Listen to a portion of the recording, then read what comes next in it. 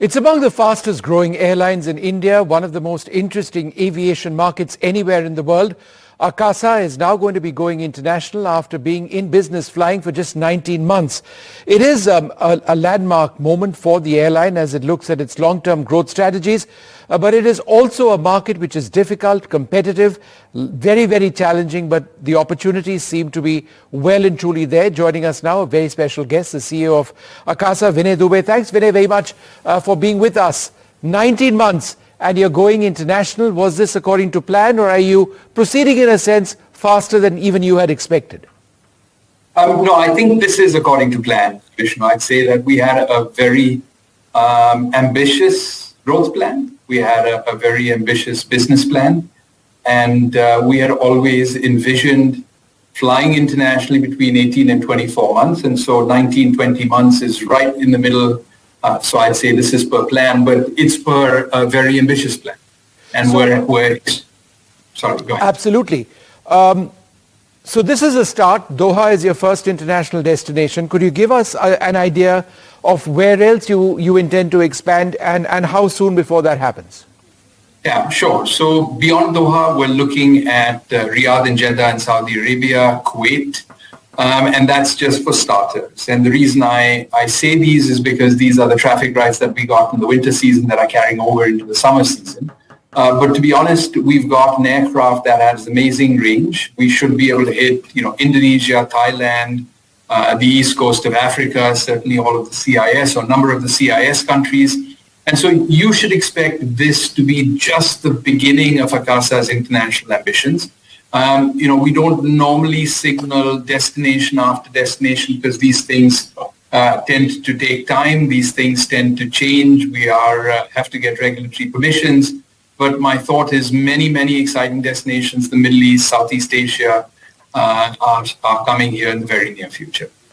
And Vinay, it's interesting that you should mention that the destinations, eastern parts of Africa, Indonesia as well. We see your competitor Indigo get some fairly aggressive plans about expanding westwards to Europe. They're investing in extended range variants of the A320 family. Does the 737 MAX aircraft give you the range that you're looking for, perhaps even to extend your operations west of, let's say, Turkey? Yeah. So the 737 is not going to fly to Turkey, let alone west of Turkey. But we're very comfortable with that. This is part of our plan that calls for fleet simplicity as part of our business plan. And the MAX has a 6-hour range.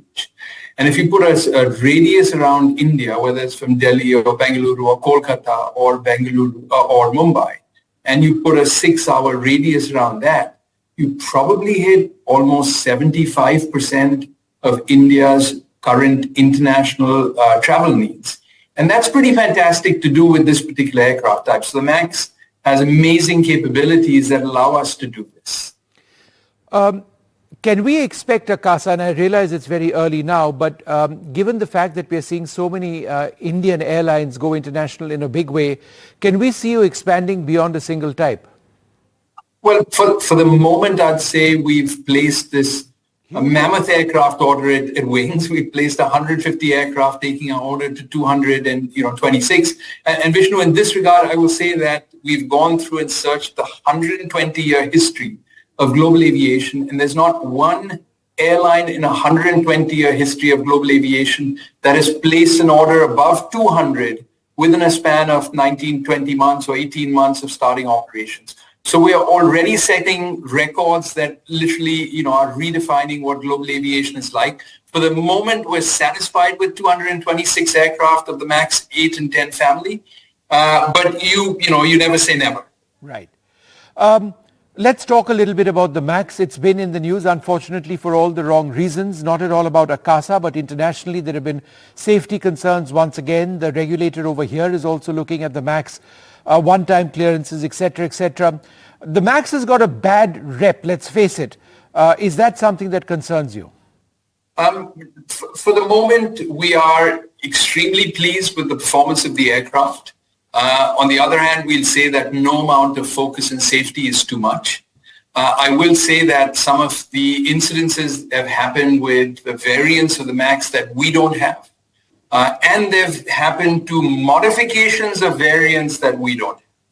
So there are certainly mitigating circumstances in those that we are not exposed to at all. And so I would say for us and at Akasa, unequivocally, we feel very safe with this particular aircraft. And we look forward to this amazing growth that's ahead of us. If you look at what the FAA's concerns are with the Max series of aircraft, it has a lot to do with manufacturing standards at Boeing. So in as much as the variants that you operate may not have faced any safety issues, it's the overall concern of quality manufacturing that extends beyond the types that you operate. Again, is that an area of concern? So like I said, there's no amount of focus in safety, whether it's from us or a manufacturer, that's too much. The second thing to keep in mind is that the FAA is and continues to provide, certifications of airworthiness. So if they actually thought that there were concerns that prevented this particular aircraft from being airworthy as we fly it today, it would have showed up in that. So for the moment, like I said, we would want ourselves and everyone in the aviation ecosystem to continue and redouble their efforts in safety. But we have no concerns at this point in time at all. Vinay, the other, and I won't use the concern, the priority obviously is with this mammoth aircraft order, you will need pilots. You'll need to hire pilots, train pilots and retain pilots. I know you've gotten into an agreement quite recently for the training of Boeing 737 pilots. Could you tell us a little bit about that process? And I ask this at a time when obviously retaining talent is critical for your growth plans. Happy to. Thank you for that question, Vishnu. First, let's just start with the numbers. Today, Akasa has almost 700 pilots to the dot. Very, very close. I think maybe 697, something in that neighborhood. So attracting pilots to Akasa has not been an issue so far. And that's because we genuinely are, very safety focused on the one side. We have modern technology that really is going to be something that the pilots will be trained on and is the aircraft for the next 15, 20 years. So it's extremely important from the development of their skill set. We're extremely employee-centric. And so for all of these reasons, we haven't had an issue either attracting or retaining pilots today. In terms of training, we're very excited to have this agreement with CAE. It's the largest training provider, but they're also one of two OEMs that actually manufacture simulators. And so it's not just training, but it's also, an important element of training from a simulator perspective. And so we don't see this as an issue at all from Akasa's perspective. We are a team of hardcore planners. We're aviators. We know it takes X number of years to make a captain. We know it takes, Y number of years to make a cadet. And we're just ahead of the game.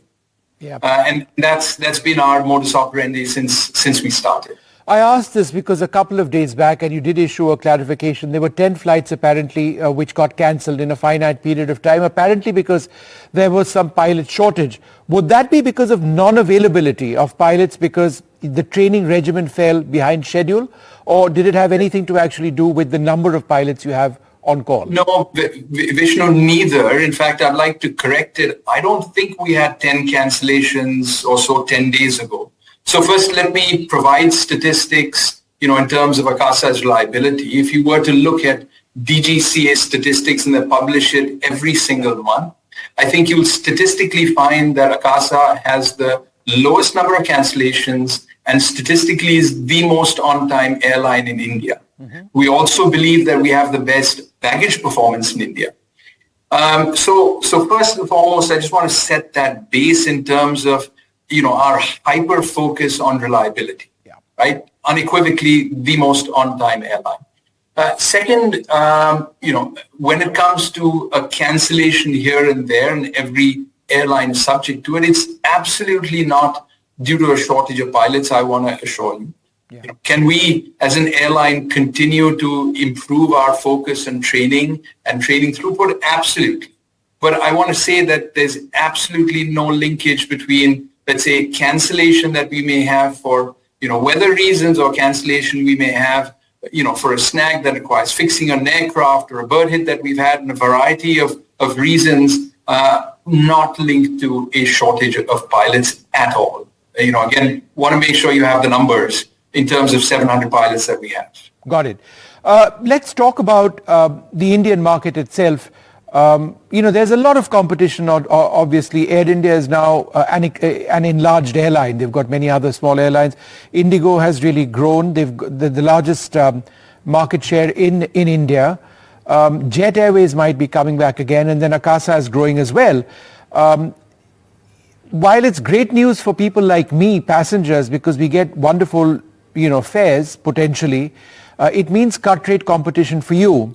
And ultimately that becomes a question of viability if you're counting every last seat which has been sold or every last rupee which has been earned, particularly in an environment where, for example, fuel costs remain volatile. Isn't too much competition great for me, but tough news for you? So the answer is no. And the answer is no because we've created a business foundation at Akasa that is solid. We've created a financial foundation at Akasa that is solid. We're extremely well capitalized with cash in the bank. We're operating in a market, India, this amazing market with this wonderful growth ahead that does not require one airline to fail for another to be successful. All right. So that's really the landscape that is underlying all of this. And keep in mind that, we are very happy in terms of focusing just on Akasa. So think of some of these facts. We are the fastest growing airline that the world has ever seen in 120-year history, but we're also India's most reliable airline. That gives you a sense, of the professionalism with which we are running this airline and the hyper focus we have on what matters to customers. And as long as we keep that focus on what matters to customers, I don't think we have any issue whether there are two sort of behemoths on either side of us, because I think there's enough place for all of us in this market. And that's the exciting part. In terms of opening up new routes within India, is that also an area that you're looking at, or are we getting to a situation where all the prime routes, and I'm not necessarily talking about Delhi, Bombay or Delhi, Bangalore, etc., but all the viable routes have already been taken up. Are there still routes yet to be discovered using the Max aircraft? Yeah, 100%. And again, this is more of an India story than an Akasa story. Thought is India is growing, 14, 15 percentage points every single year. If you look at the statistic in terms of February, you'll see a slightly muted growth. But that's not because there's not demand out there. That's because today we're capacity constrained as a country, right? And we'll continue to be capacity constrained for a long time, which is actually wonderful news for airlines. But in terms of demand, there's multiples of demand out there for the next 30 years, Vishnu.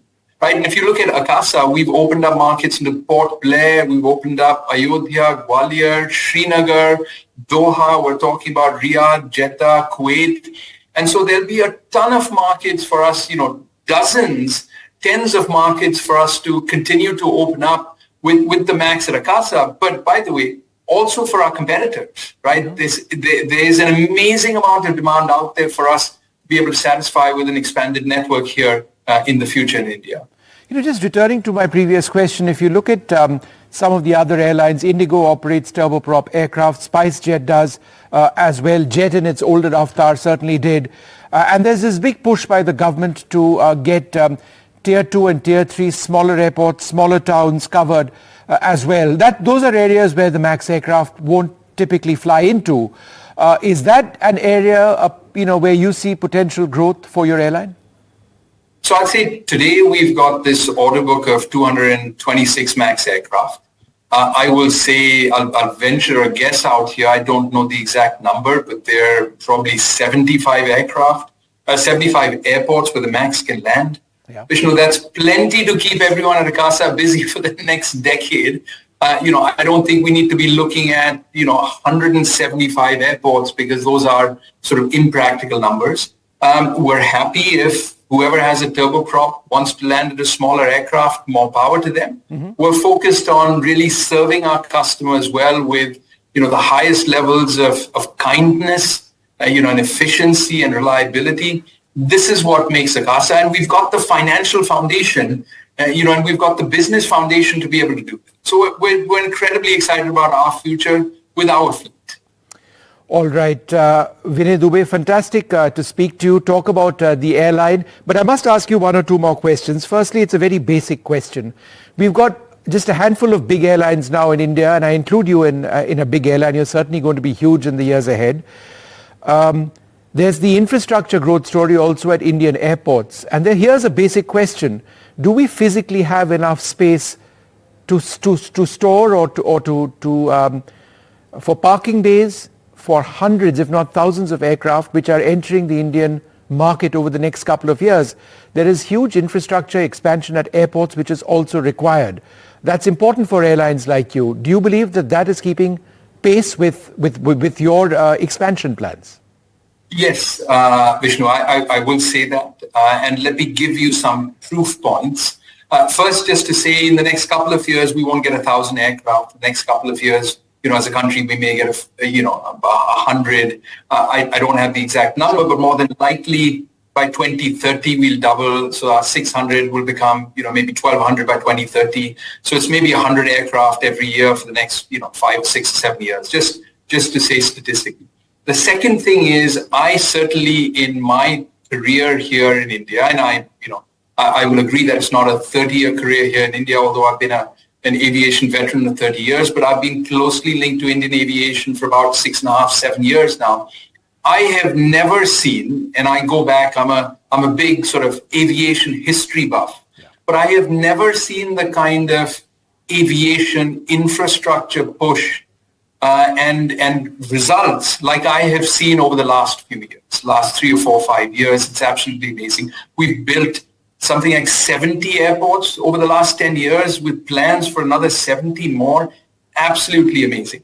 The second factor to keep in mind is that, India as a country and the world actually as a result of COVID has not seen a lot of growth between 2019 and 2024.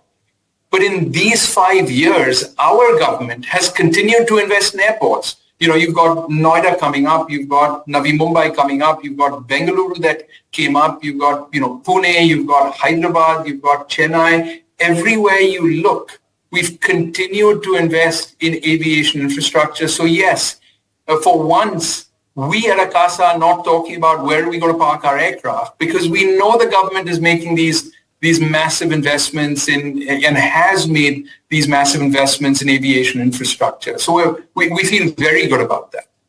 You are a low-cost airline in a sense, but the lines between full service and low cost are often blurred, certainly in terms of passenger expectations. And my specific question is, what is the future, therefore, of in-flight entertainment on Akasa? Is it going to be my handheld, which is going to stream a lot more choices? Is that where it's actually going to go? Yeah. So first, Vishnu, I'll say, if you allow me, we don't like at Akasa to be pigeonholed into. We've got food that we think is being redefined here in India. So I'd say that when it comes to customer experience, Akasa is second to none. So we don't like being pigeonholed for these reasons. And by the way, one of the most important elements of customer experience is on-time performance and baggage, where we lead the industry. Right. So our view is we are the full service carrier, just to be clear. Secondly, when it comes to, and sorry, you can probe right me ahead. on that. This is all fascinating stuff. Yeah, you can probe me on that, but we genuinely believe that our customer experience is second to none. Quality of seat, food, service, on-time performance, any way you look at it. Right? Now, we have very affordable fares. That's a different story. But our customer experience, in our opinion, is second to none. Now, the very specific question you asked in terms of in-flight entertainment, I'd say yes, 100%. It is moving towards people bringing their own content. I mean, you have friends that, not just fly from, Mumbai to Delhi, as I did yesterday. I had content of my own, which is what I watched between Mumbai and Delhi just last night. But people are flying from India to the US and are taking content of their own, even though they've got access to, perhaps in-flight entertainment. So absolutely, bringing your own content is the way of the future, which is why Akasa has two things. One is we've got a USB port, Yeah. which is, which is helpful. And the second thing is we've got a device holder that are coming in the new seats that are going to be standard for every Akasa plane that is delivered. Because, I think over a period of time, people's necks start getting, hurt when they're looking down. And so device holder and power in seat that are at eye level is really part of the Akasa experience for every aircraft that is going to be delivered from now on. So this is the reason why we say our experience is second to none. And just one question going forward, there is a lot of conversation on telephony in the air. A lot of people would suggest that that's bad news, that there needs to be a little bit of peace. You don't want to disturb the person next to you. But I suspect, a few years down the road, there would be that expectation that I need to be on the phone calling up somebody when I want it, and the airline needs to enable me to do that. What are your thoughts on that, and are your aircraft actually configured to take mobile telephony, in the years ahead? So Vishnu, we've got the most modern aircraft, available today. But this is not an area where we've really engaged in from a debate and consideration perspective. It's a long ways away, and I have no real position to make on this, so I can't really answer the question, Vishnu. Wonderful speaking to you, Vinay. Thank you so much for taking all of those questions, and good luck. It is exciting to see Indian aviation grow, and it is exciting to see Akasa grow with it. Thank you very much indeed. Thank you.